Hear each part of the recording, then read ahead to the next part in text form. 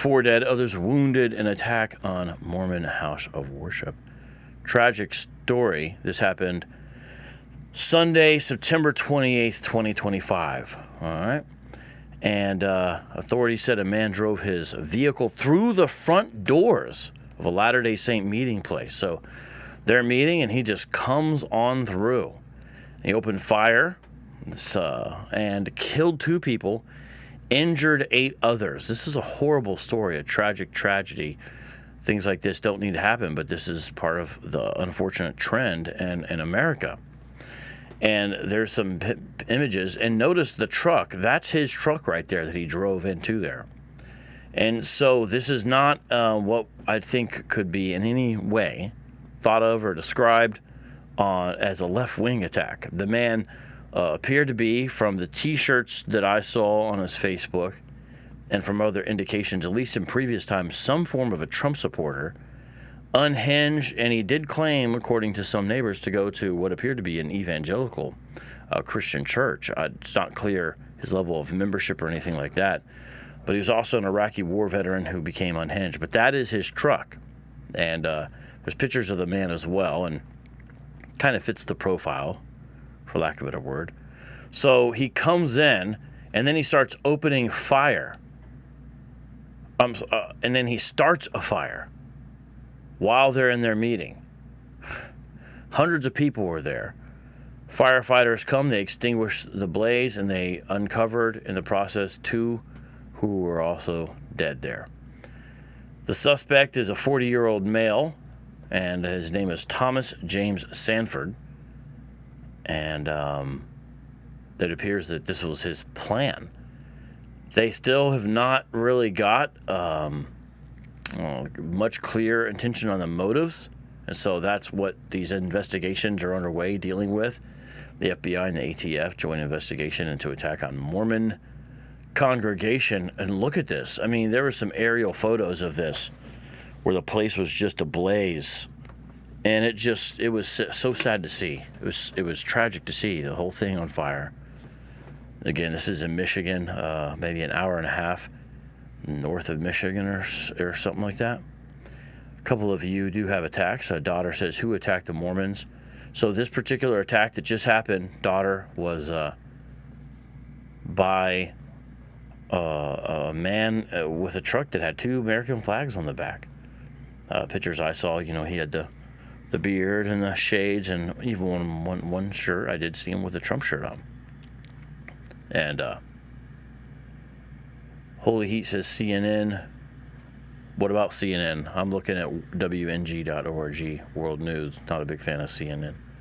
What are my thoughts on security? Should churches have armed security guards?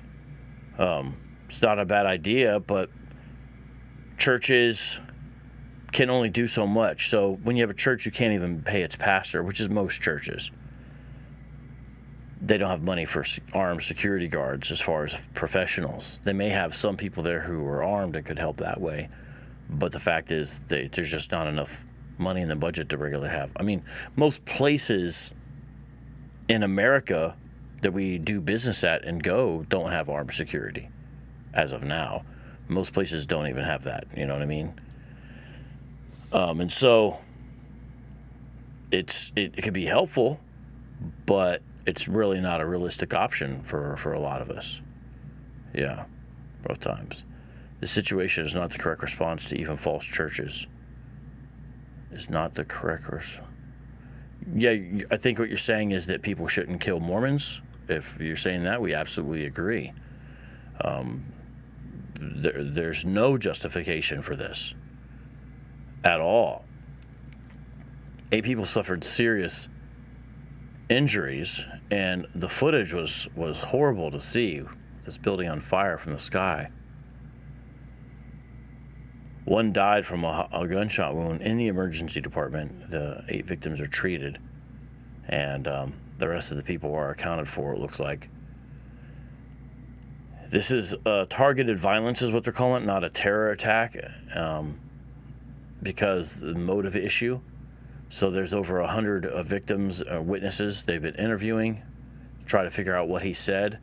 I heard one person say that he said, "Who do you serve, Jesus Christ or Joseph Smith?" But I have not been able to see that confirmed. I'm not saying he did or didn't say it, but the source I got it from, I didn't see the confirmation. So I would have to see more about that. But it doesn't sound impossible with what he said. Ages 6 to 78. That's who you got in there. And some of the people died not just from the gunshot wound, but a smoke inhalation.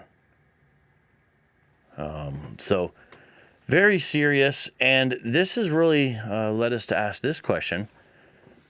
How do we grieve with our LDS friends, Latter-day Saints? That's the name of their organization. So just like the op-ed here by Seth Trout, who's a pastor in Arizona, says here from WNG World News, this is an opinion piece. We can't confuse Mormonism with Christianity. But feel compassion. This is not justified. This is not okay under any circumstance. If this happened at a mosque, it still wouldn't be okay. There's no place this is okay. You understand? This is, and as Leaf says, and I agree with you, brother, horrible. Sword of Christ says, I wonder if he was a part of the church and got treated bad and retaliated. No, the evidence I saw, Sword of Christ, is that this man did talk to some Mormon missionaries, the man who did the attack. And the Mormon missionaries reported that he mentioned the church he did go to. They said it started off normal, the conversation. They said he seemed okay enough, but he called them antichrist and stuff, and they said he became harsh. And in it, he mentioned the church he went to, which was an evangelical church, according to the Mormon missionaries. And so the evidence that he seemed to be sort of hyper focused on, I guess, what could be described as anti-Mormonism. Now, Mormons call apologists like myself, when we engage in apologetics against their organization, they call us anti-Mormons. Now, we're not anti-Mormons, we're just pro-truth. But this does look like actual anti-Mormonism to me. Motive from the guy. So, no, they're still trying to figure that out. They have not figured that out yet. And yes, they do need the gospel.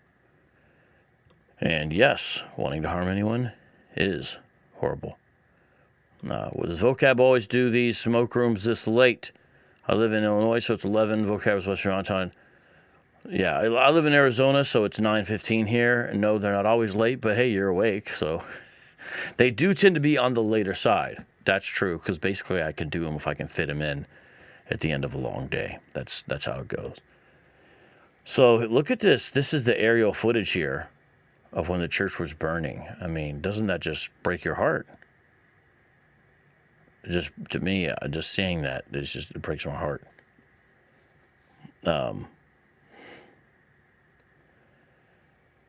Now, this is tricky because the LDS, I think, know that they're going to get compassion from most evangelical Christians and love and support during this time. But we can't let our love and compassion and care and concern for our LDS friends and neighbors and family members bleed into our theological distinctions, where we start to lose the fact that there are theological distinctions. There are neighbors. There are fellow citizens. There are brothers in humanity. There are sisters in humanity. There are fellow image bearers. These types of things, right? But properly speaking, they're not our brothers in Christ. Properly speaking, they're not our sisters in Christ. Properly speaking, they're not part of the family of God in Christ.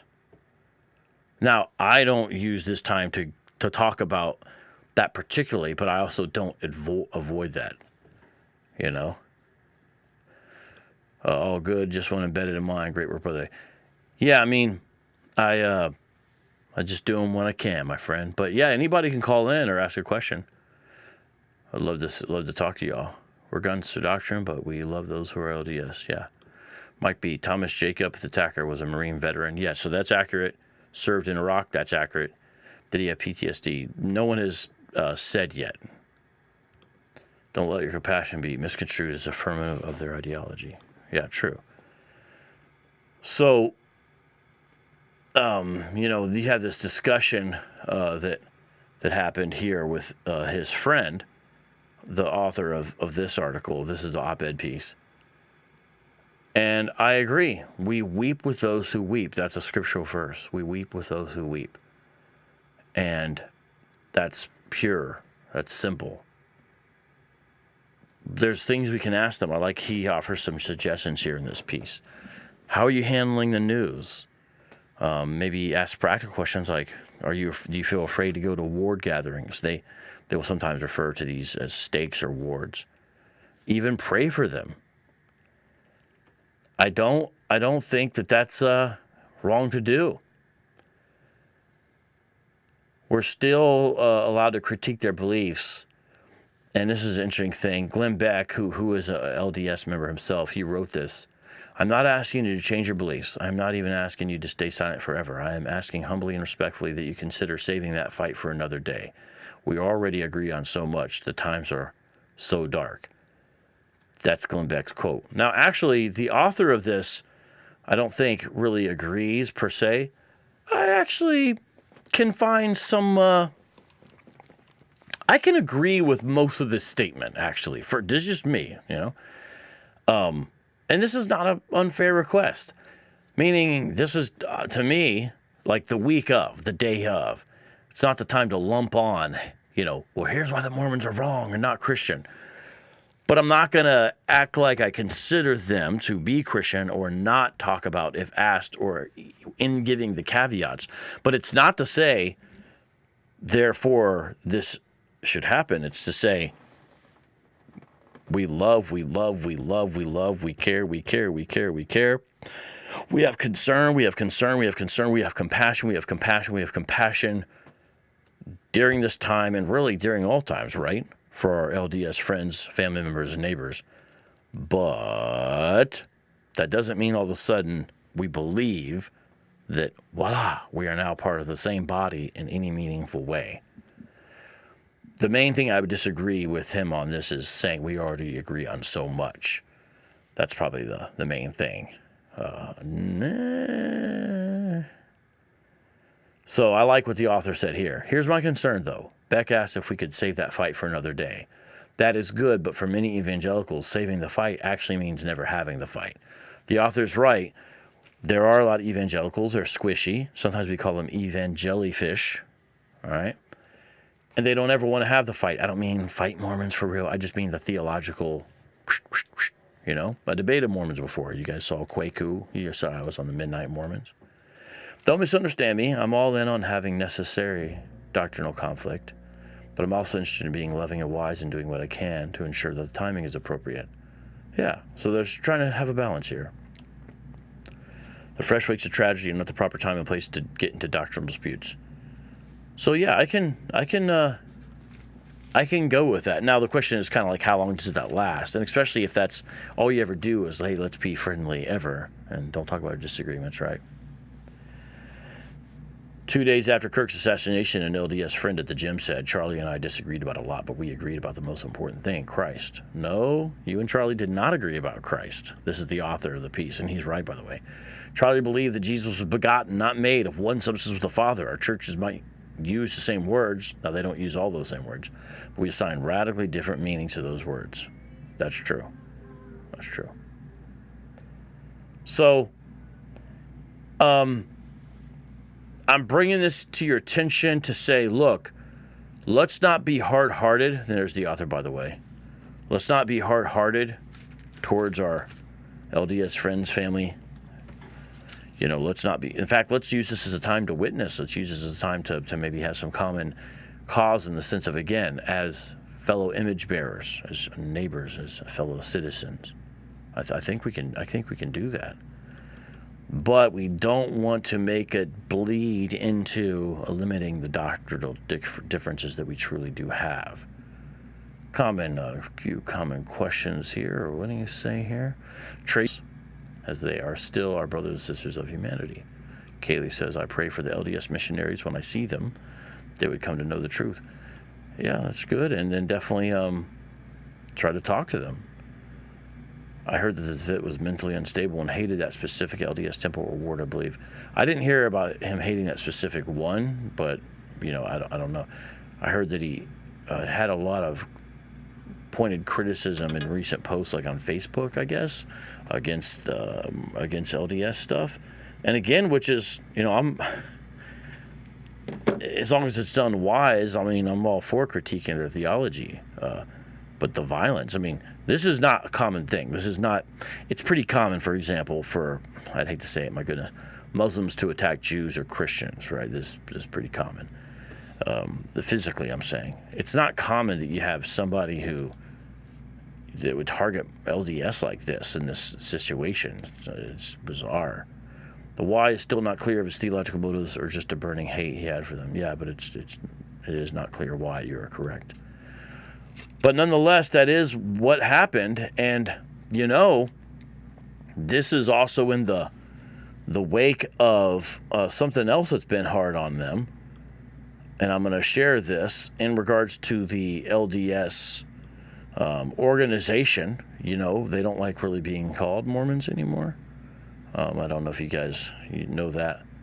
Around the same time, notice this is this September 29th, the president of the LDS organization died. Now, they consider him to be a living prophet. I don't know if you guys know that. They consider him to be a living prophet. Russell Nelson was the guy that was the president of the Church of Jesus Christ of Latter-day Saints. He died at 101 years old. Real quick, let's see, we got our first super chat of the day, DOC for Christ. Thank you very much. I know it's late, but I greatly appreciate that. Thank you, thank you, thank you. Shout out. Cynthia says, is Warren Jeffs dead? My understanding is that Warren Jeffs is alive and well and imprisoned. That's my understanding. Joshua says, yeah, 2018, Russell Nelson, modern-day prophet, said Mormon is derogatory. So there's been a big emphasis from Russell Nelson to have their church be referred to specifically as Church of Jesus Christ of Latter-day Saints and get away from the Mormon terminology. The problem is that, number one, it's hard for news agencies to say all that. It's hard for any person to say all that. It's a mouthful. That's a huge problem with the title, Church of Jesus Christ of Latter-day Saints. That's a sentence, you know what I mean? So that's one problem. The other thing is that it's somewhat common, especially in areas of what you might call religion, for others to name you. This is exactly what happened with Christians, right? They were called Christians, it appears, by people in Syria. The name stuck. Baptists were called Baptists by others first. Why? Oh, you guys want to rebaptize, you know, type of thing. Methodist. Oh, they're methodological. They're methodical in their holiness, how they go about this. And the Methodists. This is the common thing that happens. So it's not really an insult, and it's like practically you got to understand. So most news still report it as Mormon. That's Russell Nelson. Now, that's quite a feat to make it to 101. This man, listen to this, he was made president of the Church of Jesus Christ of Latter-day Saints when he was 93 years old. Cynthia says, oh, I thought it was Warren Jeffs. No. So Cynthia, Warren Jeffs was a prophet of the FLDS. The FLDS is the fundamentalist Church of Jesus Christ of Latter-day Saints that still do operate under the rules of polygamy that Joseph Smith set up. This is not part of the Salt Lake branch that we're looking at now. This is was the president of the main body that most people are aware of. But there's actually a number of Mormon organizations, specifically in Missouri and other places. This is Russell Nelson, who just died. So right when that church was attacked, I don't really want to call it a church, right when that house of gathering was attacked, around the same time he died. So it's been a hard week for them in that sense, you know. Cynthia says there are a lot more of the LDS missionaries showing up. I'd be curious where that is. Miss Titus is here. Everyone subscribe to her. Where should people subscribe to you? What's the main place you want to subscribe to you at? Is it more TikTok or is it more YouTube or a combination of both? Let me know. Drop that link. FLDS is polygamous. Yes, Kaylee, you are correct. I heard that they changed the name because of the polygamy references. No, Pedro, the polygamy change happened way back in the 1800s, as far as the main body dropping polygamy through a revelation from their living prophet at the time. It's because Utah wanted to become a state. They didn't want the name Utah. They wanted to be called Deseret. But nonetheless, that was already done, that thing. This is a current thing, but it really didn't have anything to do with polygamy, is my understanding. I had not heard anything about that, I don't think. So everything, okay. IG, YouTube, and TikTok. All right, well, everything, y'all. All right. So let's take a look here at Russell M. Nelson. So understand again, the president of the LDS organization, whoever it is, and he just died September 29th, is considered a living prophet. Now, he's the oldest president in the group's history, and he made changes, specifically the re-emphasis on the original name. He's survived by his wife, 8 of his 10 children, had 57 grandchildren, more than 167 great-grandchildren. Wow, that is an impressive feat, is it not? Wow. Now, they're going to wait until after his funeral to choose a successor. Let's talk about this. So again, this is from World News, WNG, my favorite news source. I encourage everyone to make it their primary news source, including their podcasts. Who was he? What kind of leader was he? Well, he was a top heart surgeon. In fact, there's even some, my understanding is, open heart surgery techniques that he pioneered.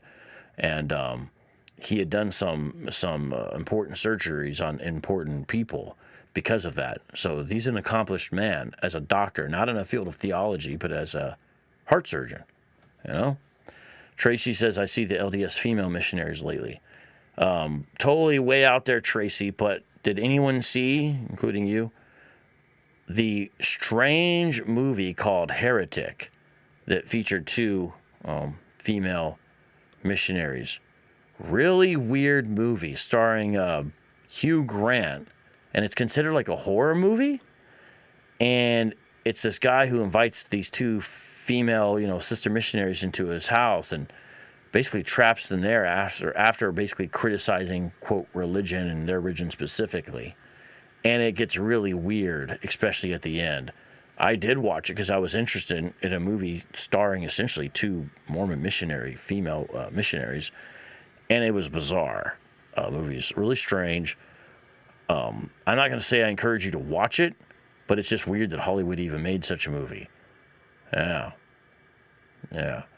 Talk about a family reunion. That's right. He used to do that heart surgery. That's true. He outlived the children. Some of them. That's true. Mike B says that Dallin Oaks is expected to succeed Russell Nelson as president. So I didn't know that, Mike.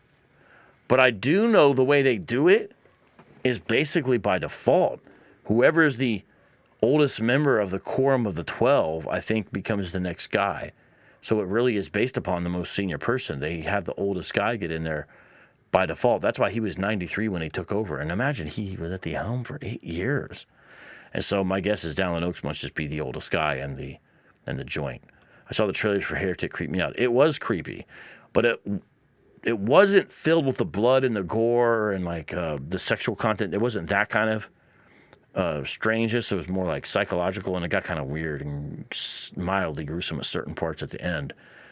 But it had some legitimate stuff, but a lot of it was just sort of attack on religion. It even included Christ myth nonsense. He seriously busted that out on them. Joshua says that show Sister Wives was a polygamous group of LDS, but I think are FLDS just because they still abide by polygamy, which is very bad. The regular LDS had to reform that polygamy thing. Yeah, so Sister Wives could not be LDS. It could not be because they don't allow it. It could not be the regular. It would have to be FLDS or another group. There's more groups besides the FLDS that are Mormon that still practice polygamy. The FLDS were just the largest and sort of the most notorious. I never watched it. Just never watched it. Heard of that movie. I don't know. What is the age? But he'll be definitely older. Yeah, definitely older. Mike B says that Dylan Oaks is also 93 years old. That's just how they do it, though. That is how they do it. So he became one of the LDS organization's 15 leaders that are called apostles, I think that's their quorum they have, that oversee growth and development. He became the president in January 2018, kicking off years of travel to meet with Mormons worldwide, as well as other religious leaders and government officials. During his time leading the group, Nelson changed some of its policies related to same-sex marriage. The LDS leadership would no longer treat such a marriage as an apostasy, he said in 2019. He also removed a requirement for children of same-sex couples to receive his explicit permission for baptism. Okay, now, this is what's interesting, is that sometimes you might think, oh, the younger people come in and they liberalize things because they got progressive leaning ideas and whatnot. But in a lot of organizations, what we find, and this is an example, perfect example right here, it's older members who are never that solid theologically, and they're essentially bowing to cultural pressure. Now, LDS member may have a different explanation for this. What I found in regards to religious leaders who have these little liberal progressive steps that they take in religions that are supposed to be somewhat conservative. Usually it's in regards, by the way, to same-sex issues. Sometimes it's in relationship to women and leadership issues or other more serious things like transgender stuff. But what I've noticed is that the faithful explain away these things. You know, like people trying to explain forever Pope Francis's missteps in this area where he was blessing same-sex unions. And like, well, he's not actually blessing same-sex unions, Catholics would tell me. What he's doing is he's blessing the individuals in the same-sex union, but he's not blessing the union itself. He's blessing the individuals as individual members. Okay, well, why didn't he make an announcement about it? And, it's like that kind of thing.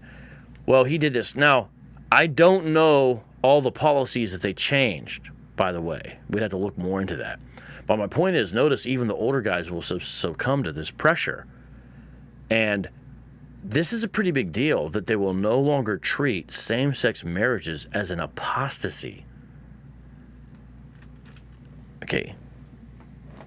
We know that everyone struggles with different things, first of all. Okay.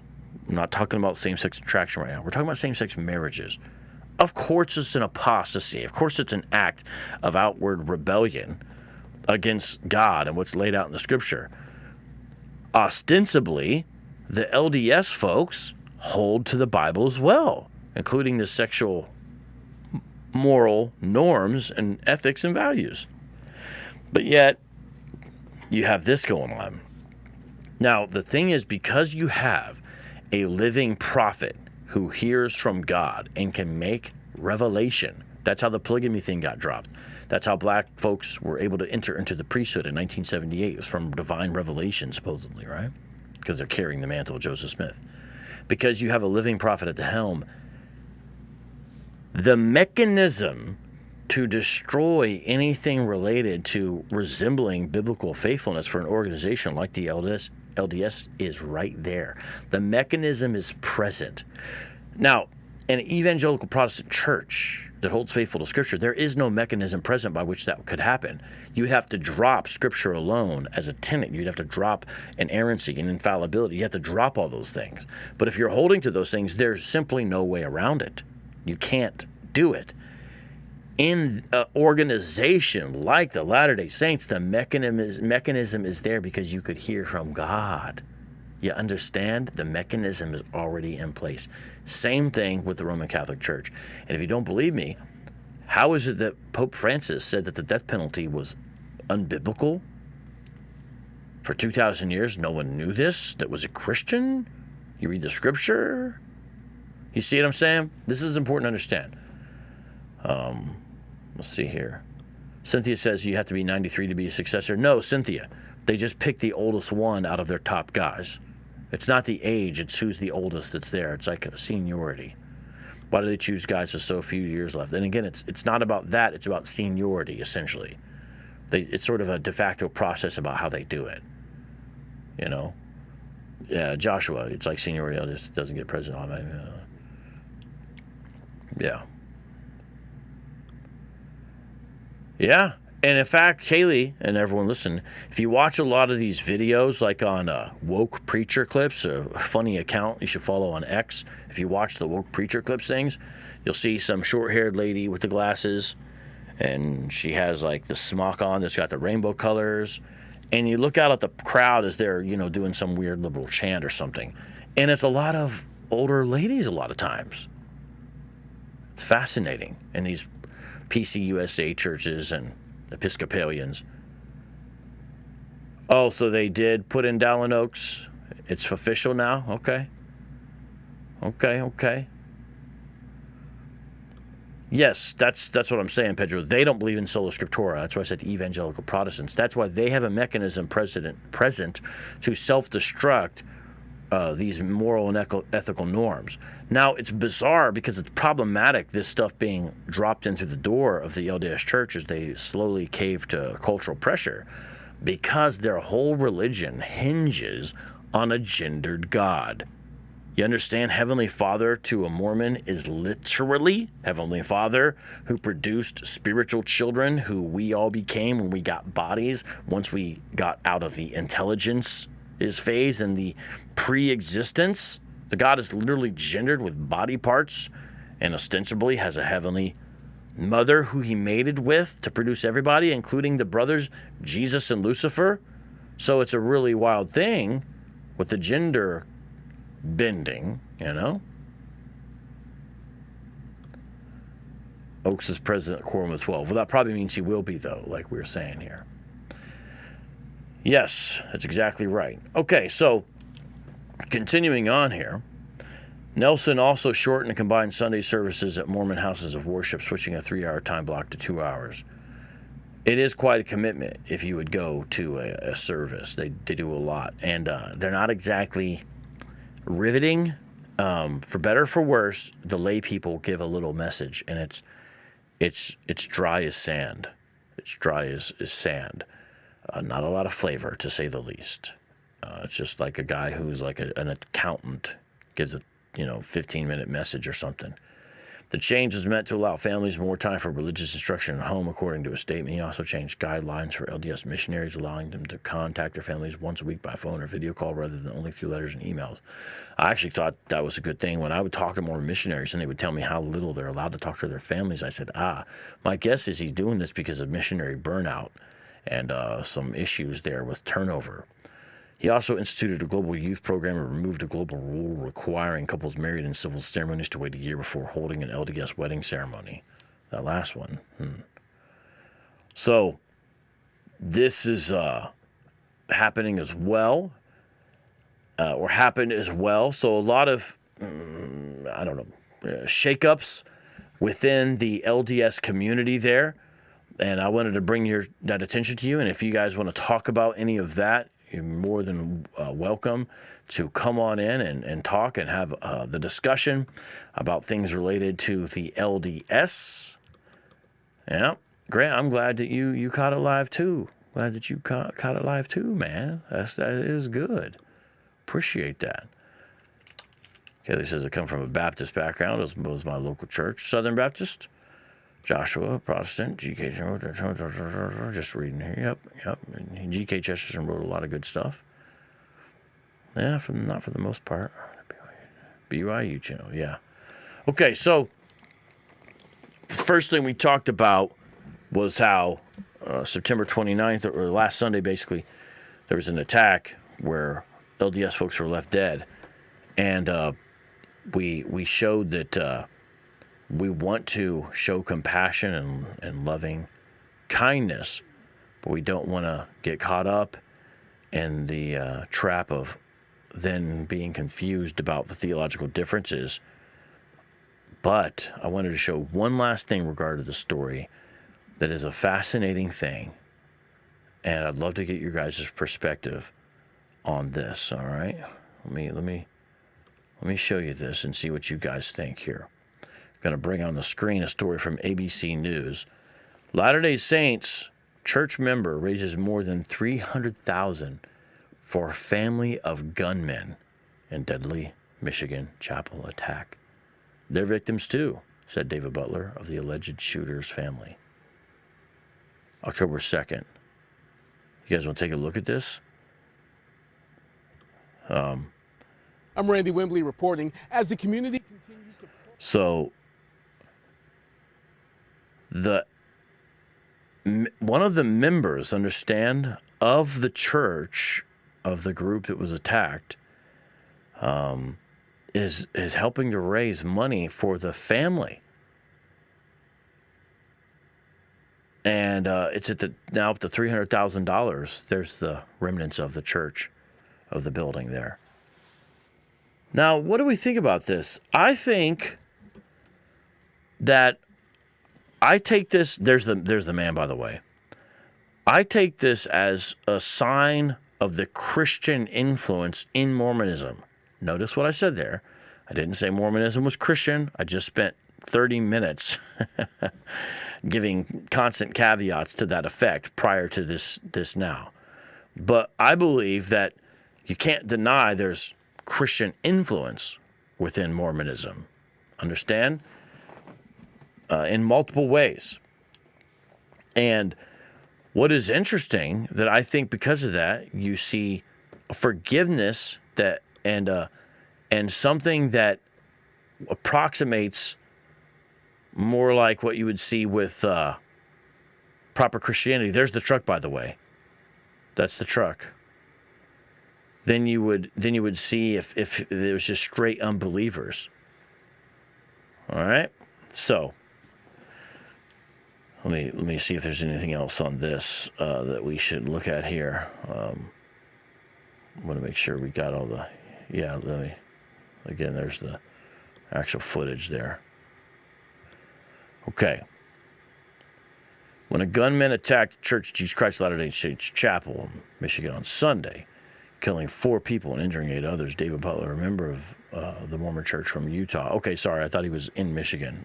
He's from Utah, not from Michigan. Apologize.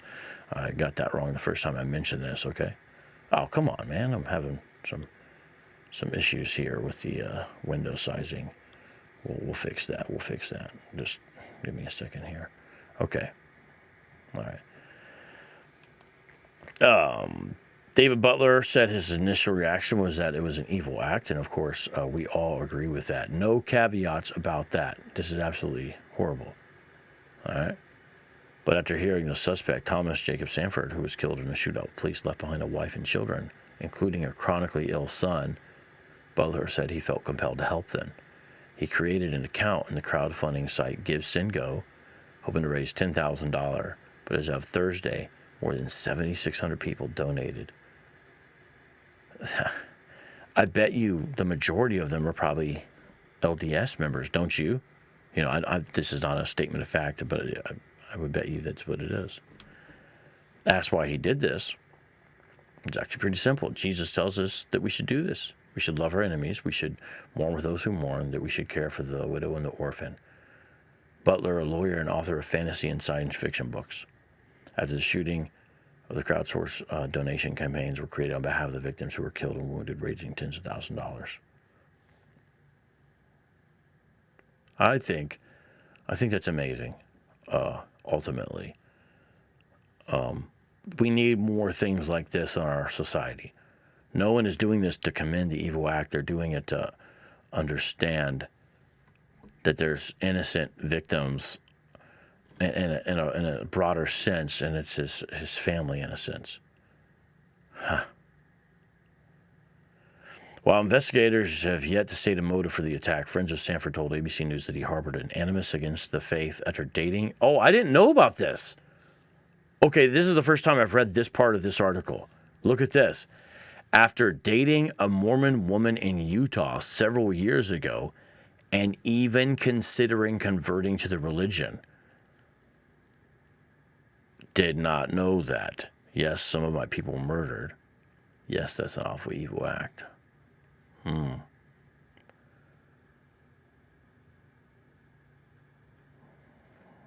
Wow.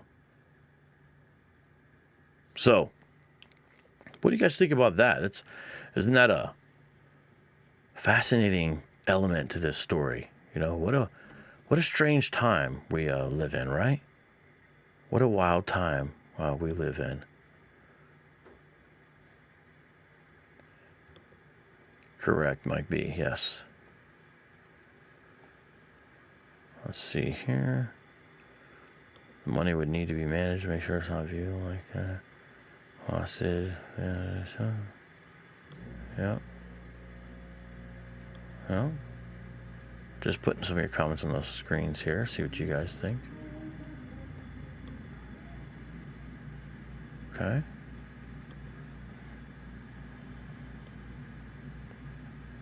What's the best way to evangelize to them? Well, Pedro, it is good to be kind to Mormons because we don't want to let them out-kind us. And when I say kindness, I don't mean we can't disagree with them. We need to be also forthright and direct with them.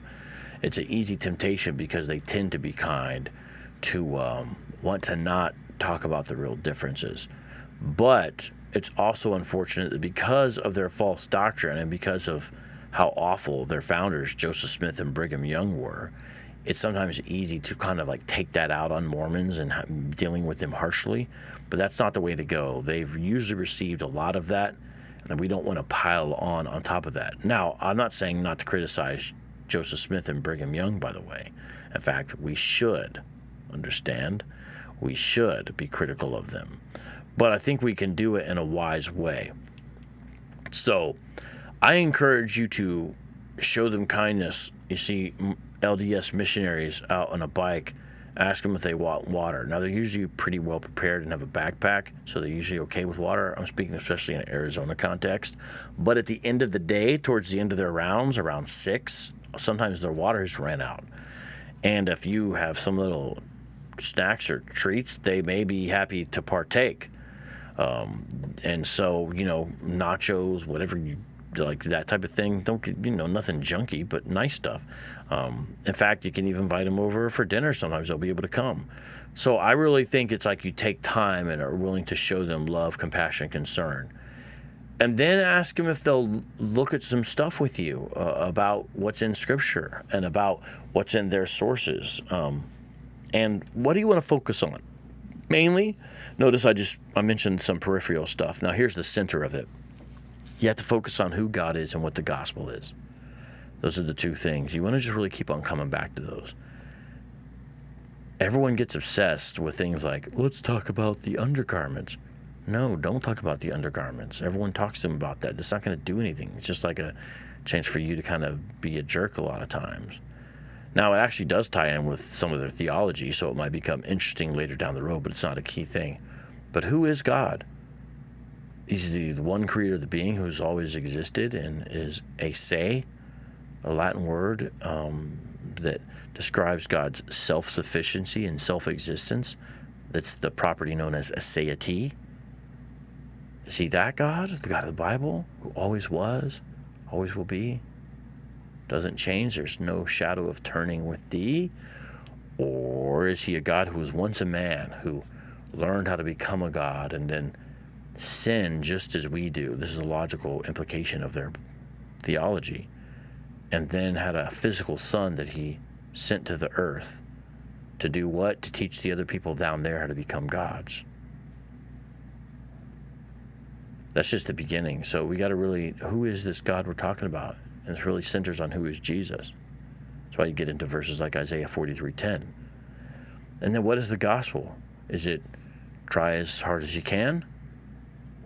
No, it's not. It's not you do this part, God does that part. It's grace. So you got to focus on Galatians. So what is the gospel? Who is God? Grant Scott says, I think the average Mormon you talk to may not be knowledgeable of some of their own doctrines. Yes, that's very true. And when I try to show LDS missionaries some things about their own doctrines, I try to do it in a direct, it's not easy to do this stuff perfectly, okay? But a direct yet gentle way, because they're usually pretty intelligent kids, but they're usually not hyper educated in their own doctrine. Now, granted, how many of our 18 or 19-year-old Christian evangelical kids are, right? But nonetheless, they'll understand what you're saying most of the time if you lay it on the table. They don't need to really be beat over the head with it. And if you just let them see it, if you let them understand it, we don't have to do things like, oh, you don't know your own doctrine? need to do any of those triumphalistic type of things. Just let them see it and let the Holy Spirit do the work. But you are right about that. You are right about that. Yeah, talking about the attacker, correct. What's the undergarments? Okay, so you didn't know. That's interesting. Critics refer to them as magic underwear. Joseph Smith apparently did say some things about them being able to protect you. But most modern-day LDS people just look at the undergarments as something that they wear as part of sort of a religious ritual and sort of part of distinctive dress, but it's under their garments, so you don't see it. Ambulance people in Utah are familiar with it when they have to cut off clothes. It's kind of a whole thing. EMTs. But the undergarments are not something you usually would see. Now, I know at companies like UPS, they actually made the shorter shorts back in the day, but then they started making longer shorts, and the people who made them jokingly referred to them, at least in Arizona context, as Mormon cut. Do you want the Mormon cut or the shorter shorts? Now, why do they call them the Mormon cut? They referred to them as the Mormon cut because the longer shorts would hide the undergarment, and so the LDS UPS drivers requested them, and they didn't want the undergarments to be seen, and so, but basically everyone wears those now. Hardly anyone wears the short shorts from the 70s, but they used to jokingly refer to them as the Mormon cut, and it has to do with the white undergarments. You can find pictures of them online and stuff like that. Shout out to D-New and Nate2D2. How y'all doing? What's going on? The virgin birth is also a talking point. It is. Plant the seed, that's exactly right. Oh, yeah. It is, isn't it? It's a long story how that happened. Yeah. Yep, ambulance people. You like that?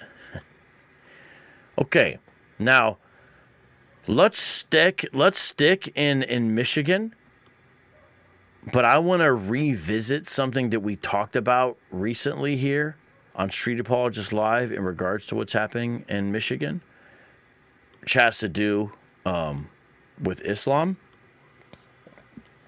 So, if you didn't hear last time we talked about this, I want to briefly show you this, because this is becoming a very, very serious issue in Dearborn, Michigan, especially.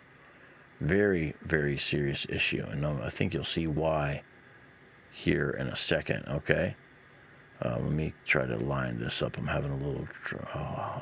why is it... thing plays around too much. All right. This is World News again, September 17, 2025. Mayor, Christian not welcome for objecting to street name. So this is the mayor of Dearborn, all right? This is the mayor of Dearborn.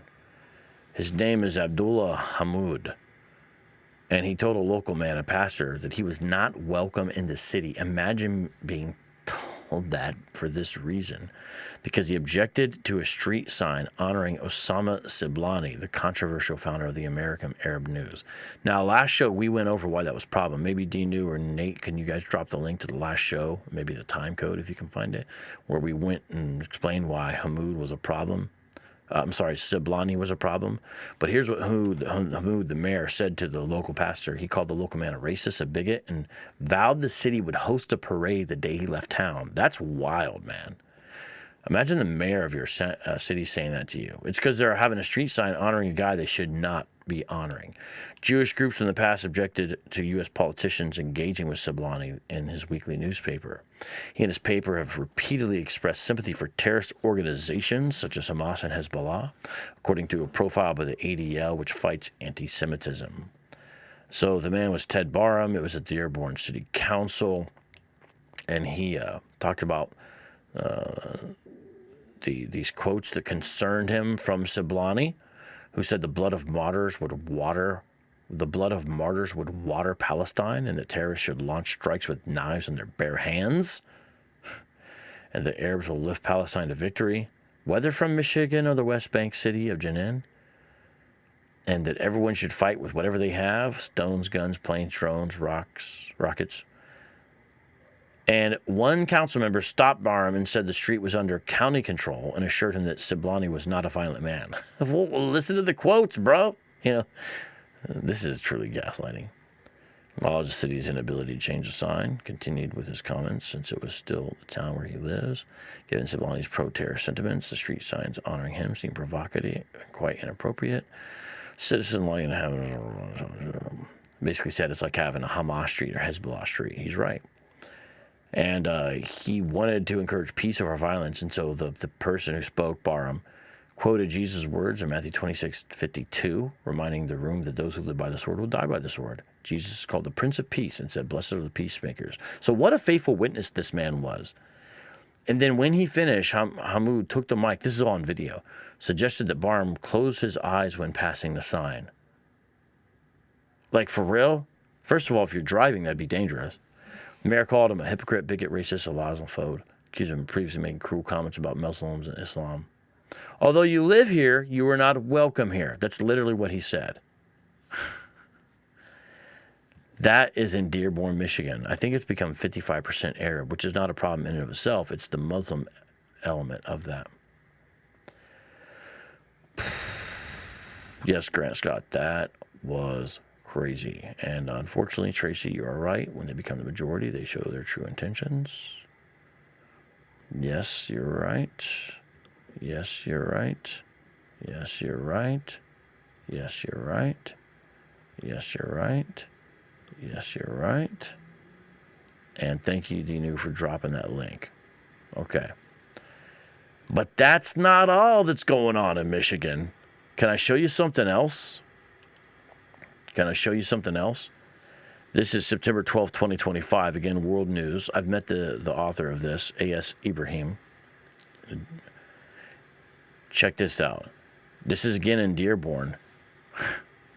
Dearborn Heights police patch with Arabic words, declaration of cultural dominance. Well, what is it? Let's take a look here.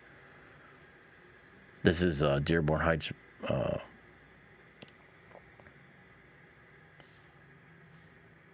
Oh, it's a different city, I think. Speaks on Capitol Hill. All right. Look at this. On September 3rd, the Dearborn Heights Police Department posted a digital mock-up of a new police patch on its Facebook page, featuring Dearborn Heights Police in both English and Arabic. The patch was presented as an optional addition to officers' uniforms to honor the city's diverse community, particularly its significant Middle Eastern and North African population, 39% as of 2023, with neighboring Dearborn at 55%. So understand, the previous story was about Dearborn. This story is about Dearborn Heights. You understand this is actually two different cities. I just want to make that clear. That's why the mayor pictured here is a different mayor than the mayor we just talked about. You guys following so far? Okay. I hope that's clear. So listen to this, though. One has 39%, one has 55%. It's touted as the first U.S. police patch to feature Arabic script. However, the announcement ignited a firestorm. Well, let's find out why. The mayor, Bill Bozzi, clarified that the patch wasn't an official prototype, but an idea under internal discussion that lacked proper review. Brah. He emphasized that it shouldn't have been publicized. That's walking it back. Now, this made it's not like he was the one who posted it, but you know. Consequently, the DHPD removed the Facebook post, which had already been disabled comments due to intense reactions. The city council chairman criticized the rollout as deeply flawed. The rollout is the problem, pointing to a lack of transparency and consultation with the city council, officers, and the public. The controversy revealed deep divisions over how cultural diversity is expressed in secular America. Wow, wow, wow, wow, wow. Now, in Dearborn and its neighboring cities, this takes the form of a desire to mark the religion as distinctively Muslim. Now, what's he talking about? I didn't read the previous sentence, so I'll show you. Muslims take pride in publicly emphasizing their religious and cultural distinctiveness, especially in non-Muslim lands. That's what's going on, y'all. Beyond the numerous mosques available for worship, that's not enough, by the way, Muslims insist on praying outside. Do you ever notice why that's got to be the case? Even blocking streets. I've seen videos where they'll purposely block buses. It's a sign of domination. Because, see, Islam is not your regular religion, because that's not all it is. even blocking streets to visibly assert Islamic presence. Loudspeakers broadcasting the Adhan call to prayer. Despite fixed prayer times, serve as declarations of Islamic hegemony. Now, they're doing this in Dearborn. It's a problem because there's ordinances that don't allow loudspeakers before the time of, I think, 7 a.m., but the first calls to prayer are taking place at 5:30. So the neighbors have been complaining, but guess what? They get labeled Islamophobe. But the actual city ordinance says you can't have loudspeaker before 7 a.m. But the call to prayer is blasting over these neighborhoods. This isn't America, but I don't know if you understand. I'm talking about America, by the way, okay? At 5:30, and nobody will do anything about it. You understand? Because the rules don't matter. The Arabic police patch in Dearborn Heights exemplifies this trend. Initially proposed by a senior officer to commemorate Ramadan. Imagine the cops wearing something that celebrates Ramadan. Are there police forces that would celebrate the coming of the Prince of Peace, you know, the birth of Christ, during the winter season, as it's called? I don't think so.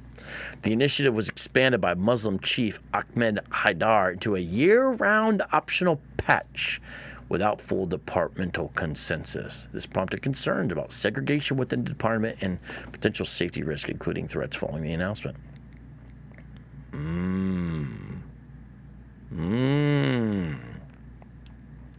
Interesting, isn't it?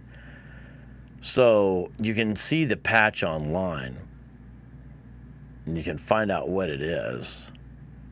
And this is a really good article I encourage you to check out. Again, World News.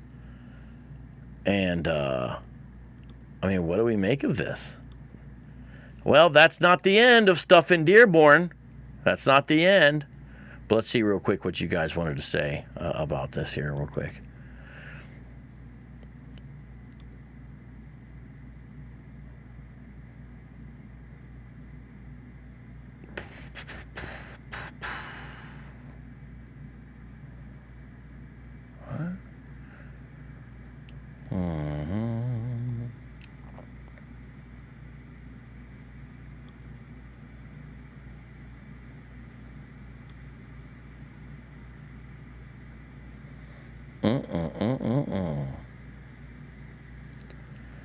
Okay, now I'm going to show you another thing from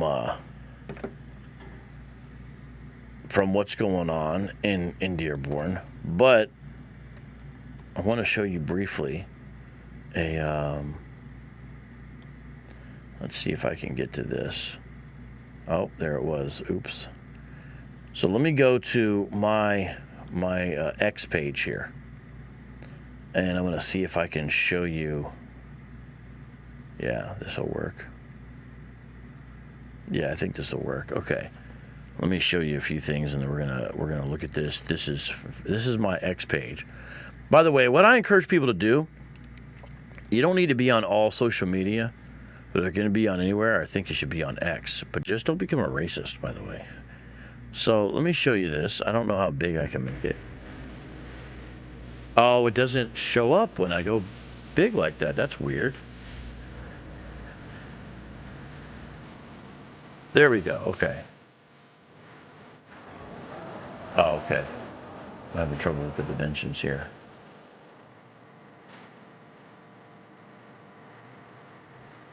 Okay, so if I asked you, where do you think this took place? Now, you probably know the setup, and you can also read on the screen. But just imagine you weren't aware of sort of the setup of where we were going with this, or the thing was on the screen, and someone said, hey, where do you think this is at? This is the Arbor Een Festival, and this is in March. Where do you think this is taking place at? Oh, this is in Dearborn.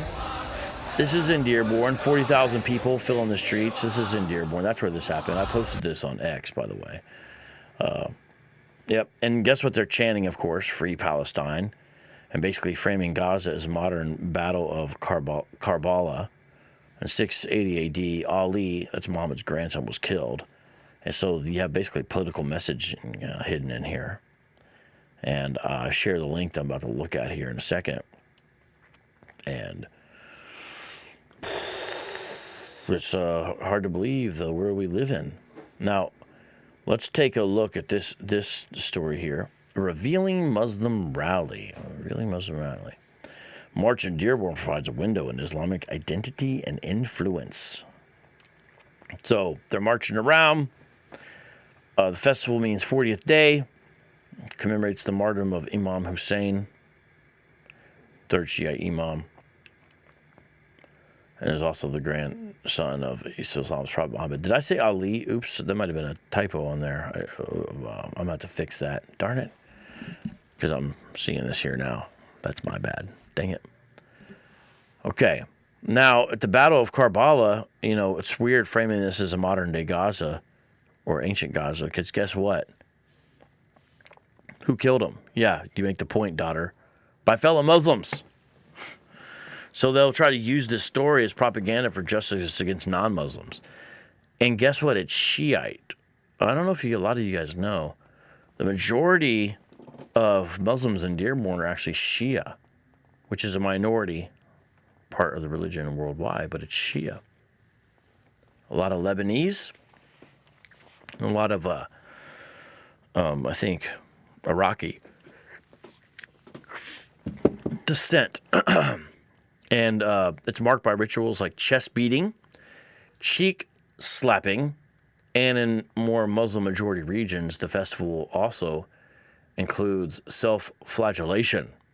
This is where you end up with blood all over yourself because you're beating yourself, literally. This is to express mourning and sanctified devotion to Hussein's sacrifice. But whenever you see that, it's Shia, not Sunni. Sometimes the bloodshed during these rituals covers streets and roads, creating a graphic and disturbing scene. Seems like it would also be a hazard, right? While such bloodletting is rare in Western countries due to cultural and legal norms, milder practices are common, such as chest beating and the wearing of black clothing by men and women and the wailing of women. So it's imitating a funeral sort. You've seen this in London, and it's wild to see. It's really wild to see. You know? It's getting bigger and bigger every year. Now, I can't look at all this, but this is a good article. And I encourage you to read it there at World News. Again, that's the place you want to go, man. And a lot is happening. Notice how like recent all of this is. Yes, correct, daughter.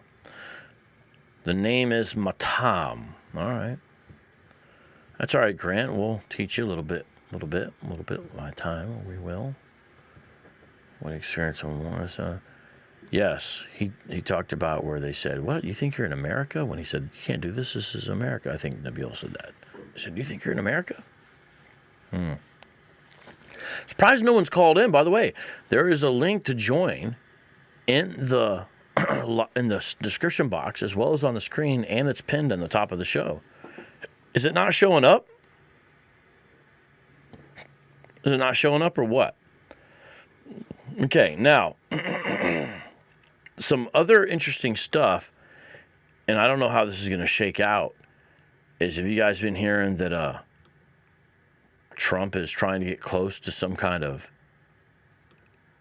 Middle East deal, I guess, with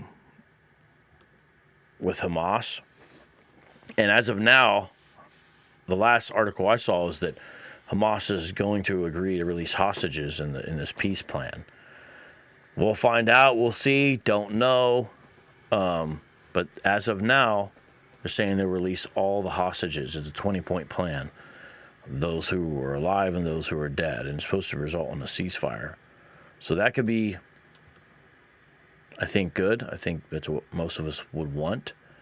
So we'll find out what happens with that. He gave them a deadline. It looks like they've accepted it. Also, have you heard what the Anglicans did? The Church of England appointed their first female Archbishop of Canterbury. Now, the Archbishop of Canterbury is not quite like a pope. Nothing like that. I'm just understating, nothing like a pope. But it's very important within the Church of England and its structure. The previous guy left because he knew of some bad stuff that happened and didn't take serious enough measures. And so he had to leave because of it. But now they've got a lady in charge of the Church of England. Now, the Church of England has slowly but surely liberalized. And now you have Sarah Mullally in charge here. And she's going to be the 106th Archbishop of Canterbury. So they waited a long time to do that. And now look who they put in charge.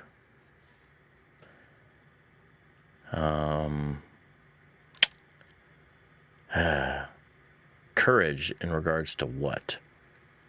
She was a cancer nerf. Oh, yeah, Justin Welby. I just said Justin, but his name was Justin Welby. Stepped down earlier this year. So it's been a while. Let's see. What's this? This is interesting. I want to see what she says here.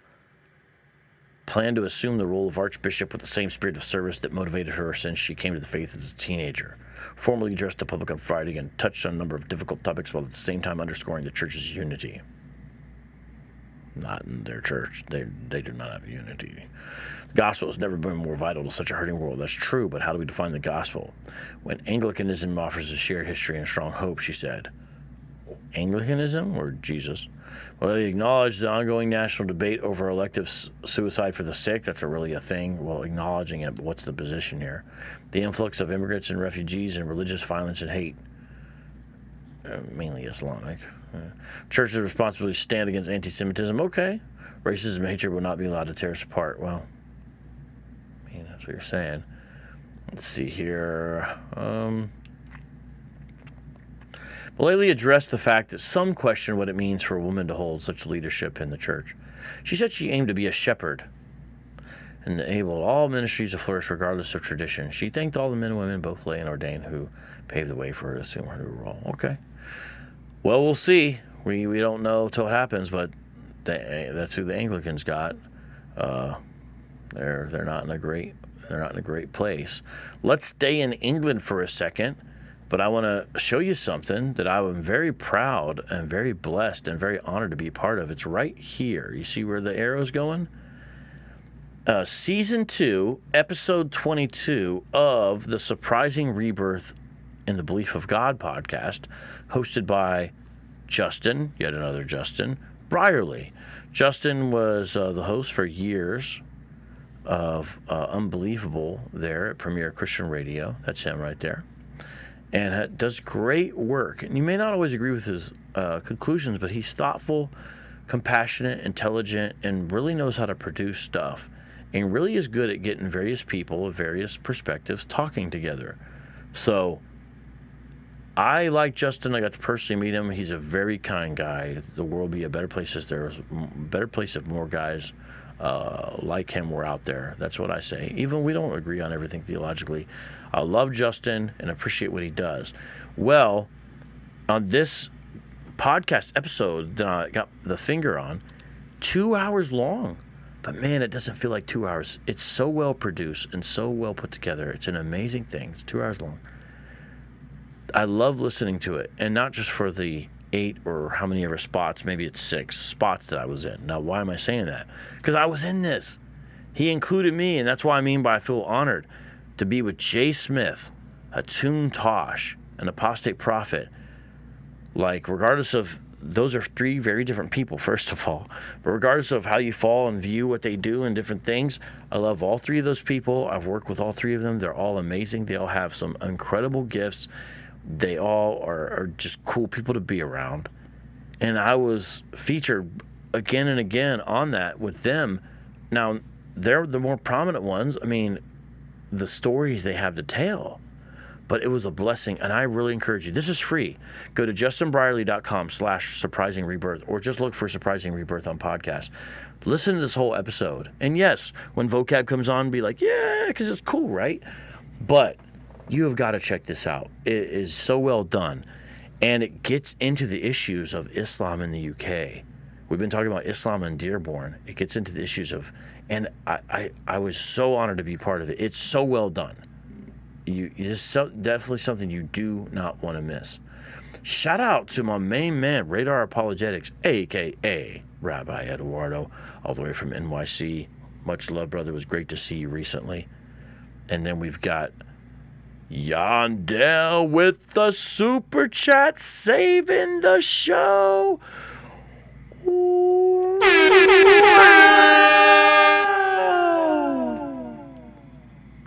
Thank you, brother, for real. That's my man right there. No, Warren Jeffs is not dead. You're the second person to ask this. Listen. Watch the beginning of the show. Warren Jeffs has nothing to do with the LDS Church. So when we say Mormon president dies, it's not Warren Jeffs. He's FLDS. He's in prison. It's Russell Nelson, the Salt Lake City branch. Could I drop a link for it? It's not a bad idea. Yeah, I'll drop the link for it. Okay. Yeah, it's called Engaging Islam, Controversy, Confrontation, and Conversion. And again, such a great job. There's the link. And by the way, anybody can still come on the show. Shout out to you, Yandel, though. Thank you. Seriously, brother. Greatly appreciated. So this is just a great episode. Even if I wasn't on it, that sounds dumb, right? But if I wasn't on it, it would still be great. But I was just, this is a cool thing. And see, look. See? Right there. But I was also surprised how many times he featured comments from me. Let me see. I can actually even show you where I took screenshots because I was listening to it. Let me see if this works. The spots. Okay. First of all, there are 1, 2, 3, 4, 5, 6, 7 distinct spots where I remember I was on there. 20 minutes in, 23 minutes in, 43 minutes in, 48 minutes in, an hour and 4 minutes in, an hour and 8 minutes in, an hour and 27 minutes in. But you need to listen to the whole thing. I'm just giving you a heads up, So this is great. This is important. Now, I'm going to also keep you up to date. Now, this is a smoke room, but it's also sort of a variety show. I had a number of topics I wanted to address, even if nobody called in and stuff like that. So shout out to everybody who has left comments and left support. We've had 2 great super chats. There's another podcast I was in. Now, this one's a little bit different than this one, but I want to show you this as well, okay? Let me show you this, okay? It's called The Missing Sister. The Missing Sister. It's 7 episodes, and it's on something called Wondery Plus. It costs to subscribe. It's a podcast feature, and it was very well done. Strong progressive / liberal / left-leaning and bias, but good research, good production. So there'll be parts where you're like, okay, now why am I bringing this up? It's about Joy Morgan, who back in 2015 disappeared after she got into IUIC. No one saw her. The last time she was seen was at an event in IUIC London, and then it wasn't until a couple months later that the authorities were notified, and it wasn't because IUIC notified. And so she talks about this and who Joy was and what this means. And when I was in London, I interviewed with the producer of the show, Charlie. She's a journalist. Not the producer, sorry. The producer is Sarah Jones. Charlie Brinkhurst Cuff is the journalist of it. And she did some great work. And let me tell you some fascinating parts about this. It's very important to hear about Joy Morgan's death. She was murdered by a fellow IUIC member. Israel United in Christ is the largest One West Hebrew Israelite organization.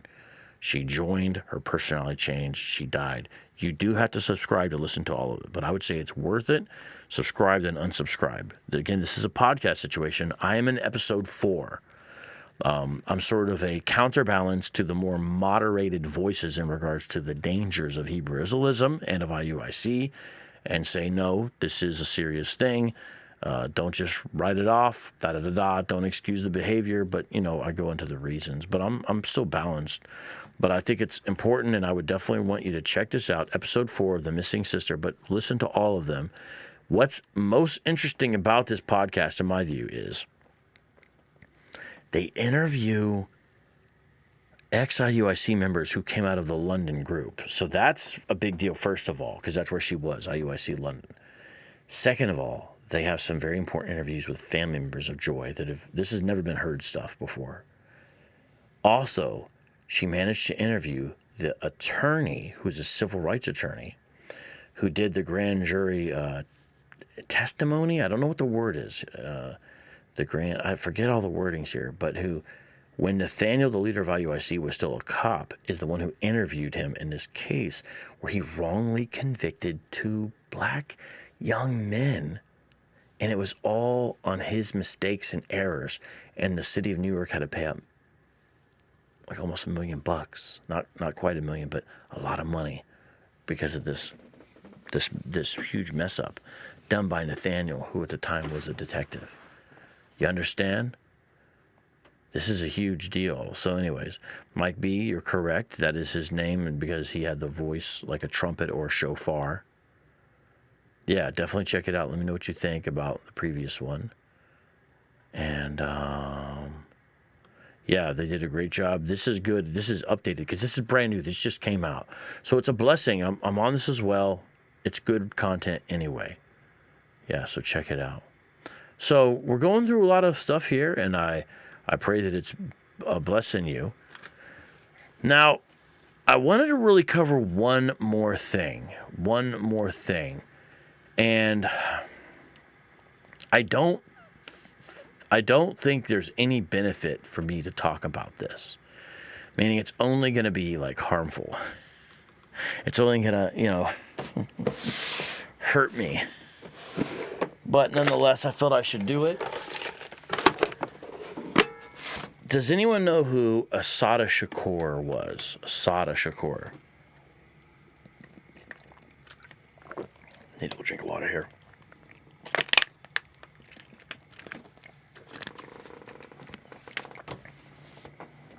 Assata Shakur.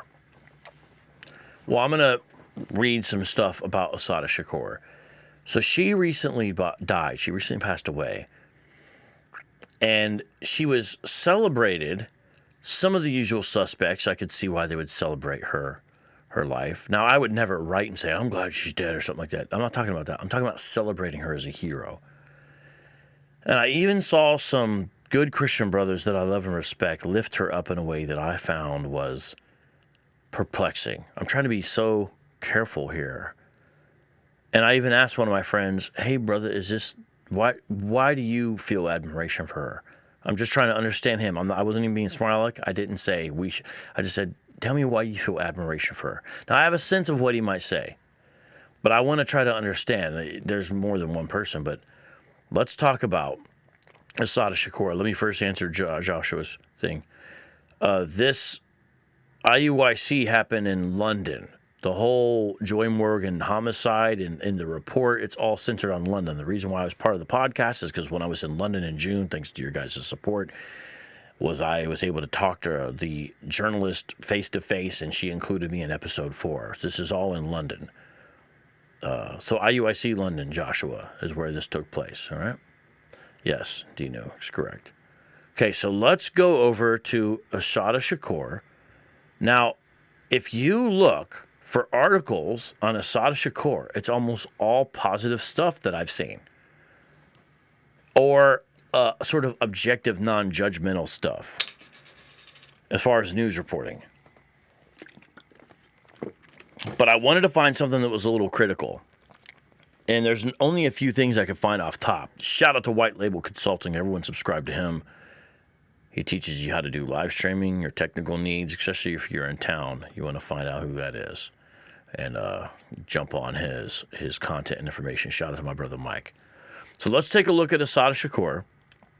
And this does tie into different things. Now, I'm looking at the College Fix. It's a conservative publication that focuses primarily on issues relating to campus. Okay? There's the FBI wanted poster of Assata Shakur, whose actually real name is Joanne Deborah Chesimar. All right. Cop killer Assata Shakur survived white supremacy, professor says. So this is October 3rd. So this is yesterday. She was incarcerated for the murder of New Jersey State Trooper Warner Forrester in 1973. All right. But you got professors praising her and her activism because she supposedly fought white supremacy. Like I said, there's no advantage to me doing this because it's just going to, it just like makes it like where people just judge you and say certain things, and let me try to fix this. Sorry, real quick. But I think it's important still to notice and pay attention to. So that's what we're going to do here. So follow along. Let's take a look here. So we're at thecollegefix.com, and let's see what they said. Are you ready? Two professors recently praised convicted cop killer Assata Shakur for her opposition to capitalism and for having, quote, survived white supremacy. Shakur, real name Joanne Chesimard, died in Cuba last week. So that's why this is important. This is why she was brought up, because she died in Cuba. Now, that's all part of the story.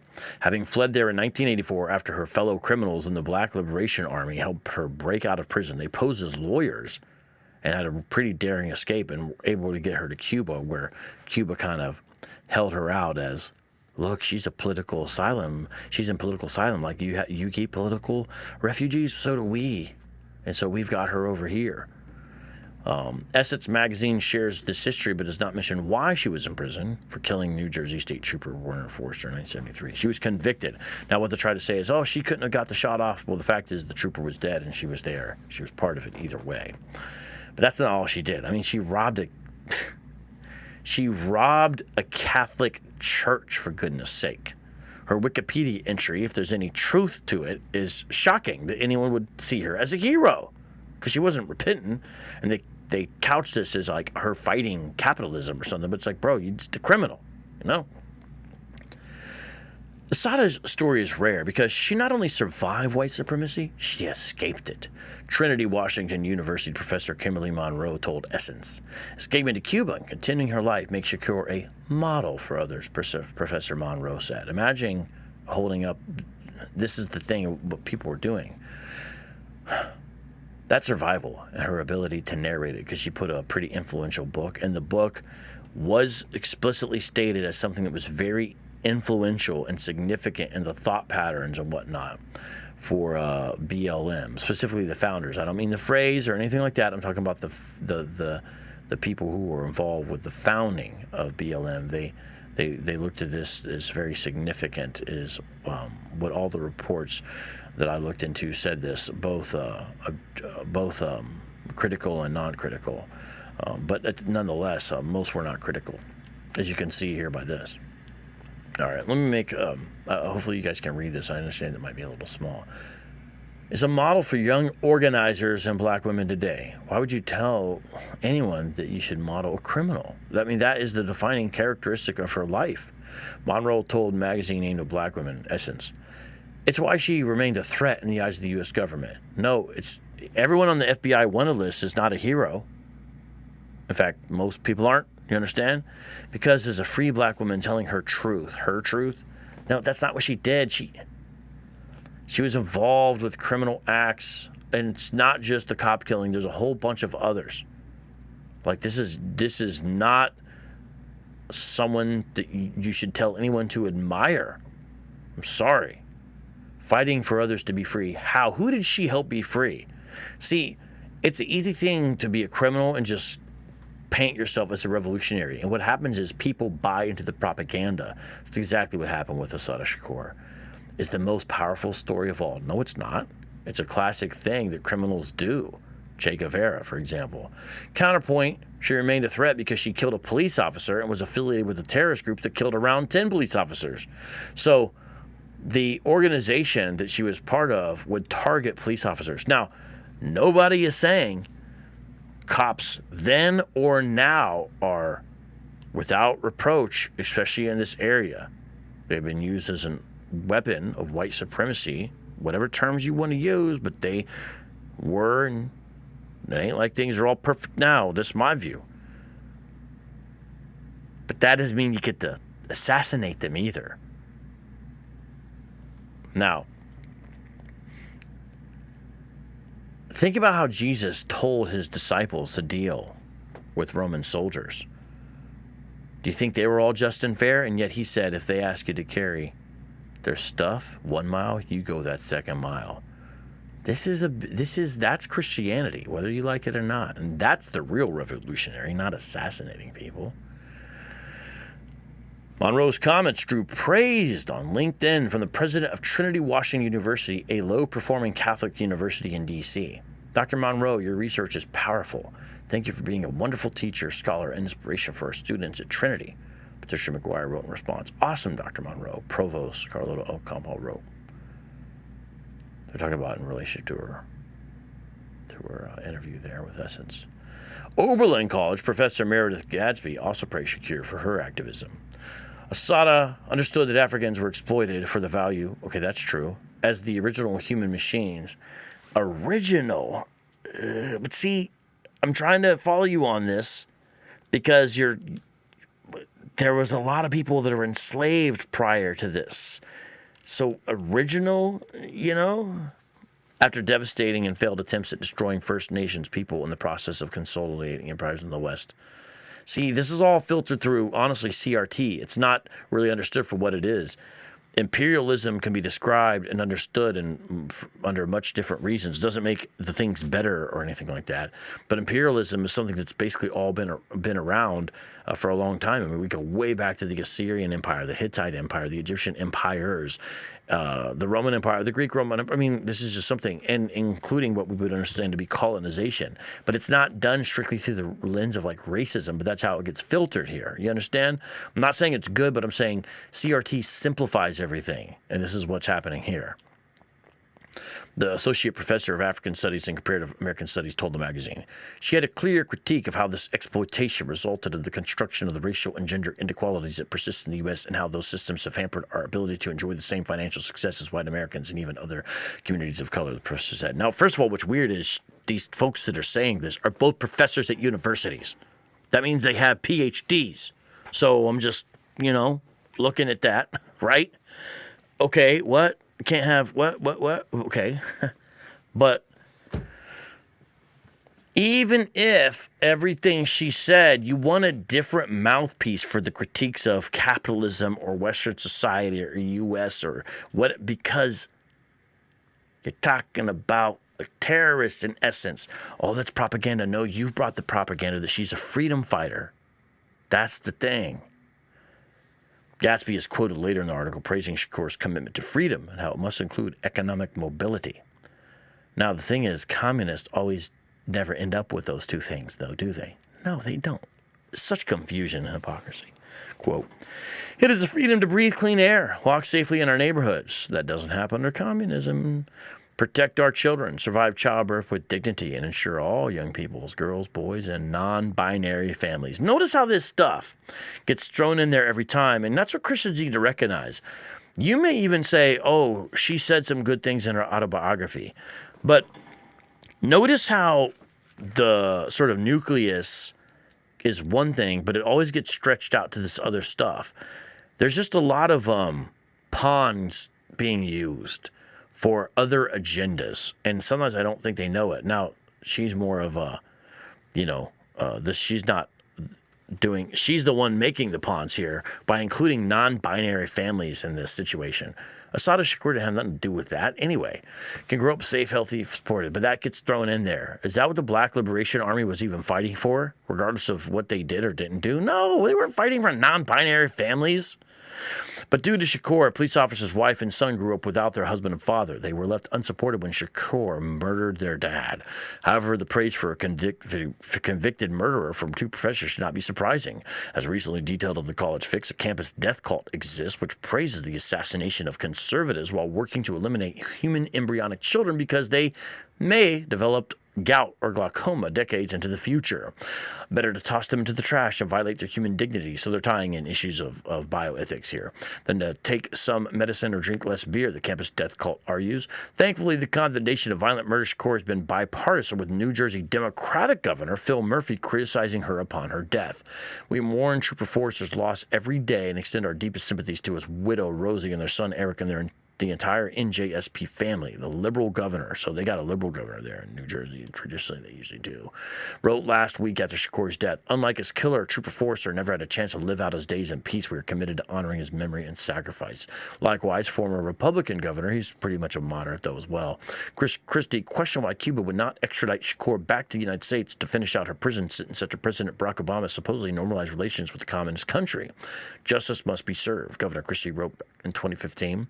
Indeed, Shakur can never truly be considered an advocate for justice. This is true, despite what a fawning profile in essence argues. She worked against justice. Now, this is exactly right. They got it exactly right, but refusing to follow the civil authorities when they duly convicted her and sentenced her to prison. She also worked against justice, which is giving to everyone what they are due, when she murdered Warner Forster and stole his life away from him and his family. The traffic stop, I think, was over like a plates or a light or something, and it turned into that. It was just like one of those deals. But they were members of this group, and then they ended up killing him. Shakur is no hero. She was a terrorist murderer who violated the law several times over and should remain in jail if she really believed in justice. Now, that's true. But this isn't the only example. 5 years ago, when she was still alive, you had a Stanford deed citing her, a famous quote in a memo to students. Right here. Now, some of you may say, Assata Shakur, that sounds like Tupac's. No, this is not Tupac's mom. This is, though, Tupac's godmother, according to all the sources that I've seen. This is Tupac's godmother. Now, let me look a little bit more about here. Formerly known as Joanne Deborah Chesimar, Shakur became involved decades ago with both the Black Panthers and the Black Liberation Army, two black revolutionary organizations. While a member of the latter, she alleged to have committed crimes including robbery and murder. Her most famous act with BLA came in 1973 when she was stopped along with two other members by New Jersey State Trooper Forrester and James Harper. A shootout occurred which left dead both Forrester, who was said to be shot execution style, and one of Shakur's associates. Harper was left wounded. Later, Shakur was convicted of Forrester murders and sentenced to life in prison. In 1979, Shakur escaped with the help of other BLA members. She fled to Cuba, where she reigns to this day. That's before she died. In 2013, FBI placed her on a list of most wanted terrorists. The Bureau and the Attorney General of New Jersey are offering a combined reward of $2 million for information leading to her arrest. Now, this one is pretty harsh. The New York Post is known for kind of talking this way, so I don't agree with sort of the way they talk, for lack of a better word, but this is really one of the few things I could find where you had sort of people calling this stuff out, because it was mainly people like saying positive things, such as the Essence article. And here's what's interesting about this. Assata Shakur's shameless hero worshippers deserve our disgust and condemnation. That's what they labeled it here, okay? This is from the New York Post editorial board, okay? But let's take a look here. Now, why is he pictured in here? Do you guys know who this is? That's mayoral candidate Zohran Mamdani. He's talking at a press conference there. Now, how does he fit into all this? Well, let's find out. There, this works better. Okay. Let me show you here. That's her. Because he's part of the DSA, the Democratic Socialists of America. Now, what do you think they did when she passed? What would you think that the DSA, what do you think, if you had to guess, what kind of stuff would they say about this? Well, they shared a post labeling her as a hero, remembering the legacy of Assata Shakur. And you also had the Chicago Teachers Union do it. That's the one pictured. That's the one pictured there. So they were asking him to condemn their tribute, but they did not do that. And even the Democratic governor, Phil Murphy, called the DSA tribute shameful and depraved.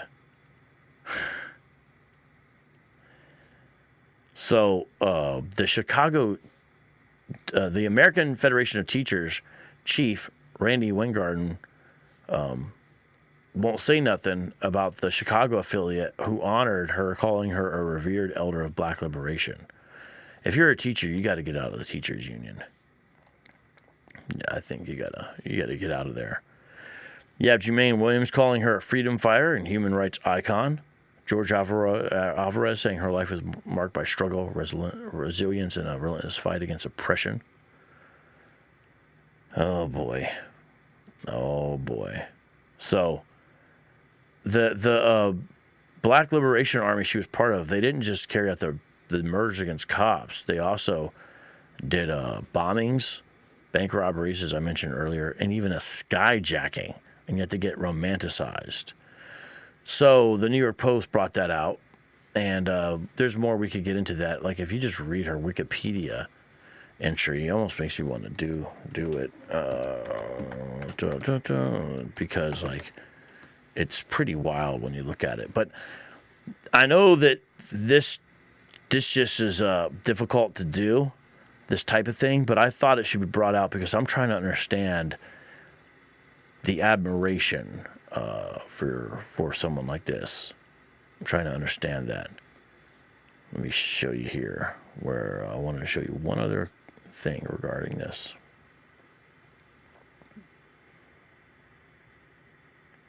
Yeah. Look at some of this stuff. April 6, 1971. She was shot in the stomach during a struggle with a guest at the Hilton in Midtown Manhattan. She knocked on the door of a guest's room, asked, "Is there a party going on here?" then displayed a revolver and demanded money. In 1987, Shakur confirmed to a journalist that there was a drug connection in this incident, but refused to elaborate. How is this for the struggle? She was booked on charges of attempted robbery, assault, reckless endangerment, possession of a deadly weapon, but was released on bail.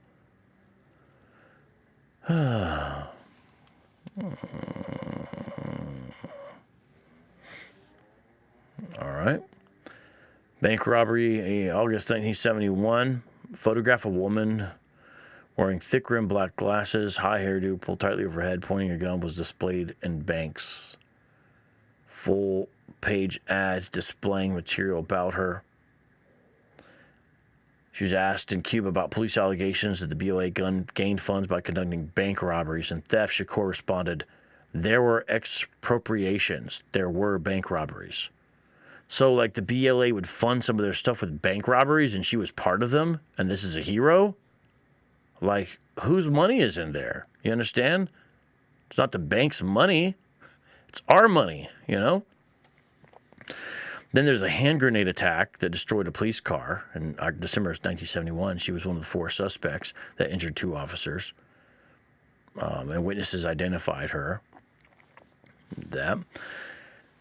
And then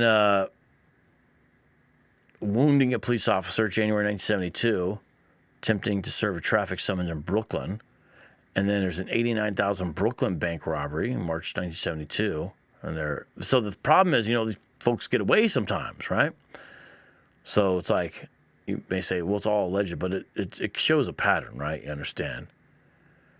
Involved in an armed robbery, it appears, at the Lady of the Presentation Church in Brownsville, Brooklyn. This is what the Monsignor said. 2 men with her entered the church under the guise of asking for a letter of recommendation or a job, and he was ordered to open the church's safe. When he struggled, one of the robbers reportedly said, "We just usually blow the heads off of white men." When the safe was opened, Powis was tied up, gagged, with a hood put over his head, and locked in the bathroom.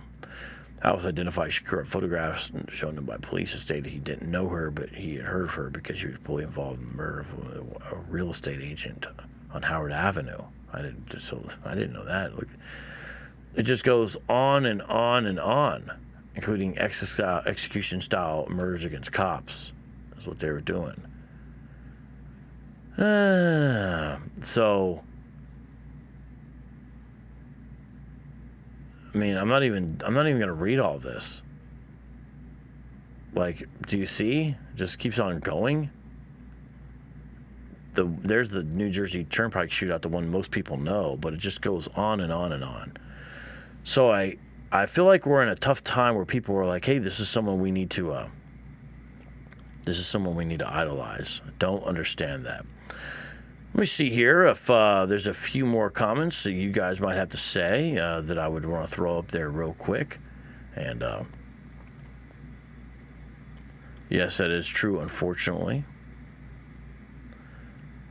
Yandel, I agree. Leif. I don't know other than she criticized it, Grant. Yeah.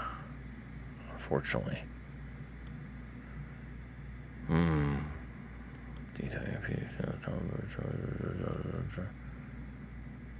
Yeah. Joshua, I would just write Candace Owens off, unfortunately. I hate to say that. Maybe until she comes to her senses. Yes, Joshua, IUIC's been in London. I've covered this a number of times, but they are definitely there. They're all the way. I've dealt with GMS in London as well, you know. Yeah, Tupac's godmother, not the mother, though. No, he did not, because that's not his mom. That's Afeni, or how do you say her name? Oh, so Cynthia does know. It is true. Common wrote a song about Assata. You are correct. You are correct. Yep, that was one night. Yes, this is the world we live in. This is true. Yeah. Well, I appreciate all these awesome comments and your guys' interaction. Some great stuff. We had a great show, and I thank you for the support, and I do appreciate you guys. But now we got to get out of here, so talk to you soon. Be sure to check out this video, which drops Wednesday, where I'll be with GMS London debating in the rain. How many roads? Too many signs, I can't read them. Wouldn't recognize the turn even if I seen it. Been driving all along, feel like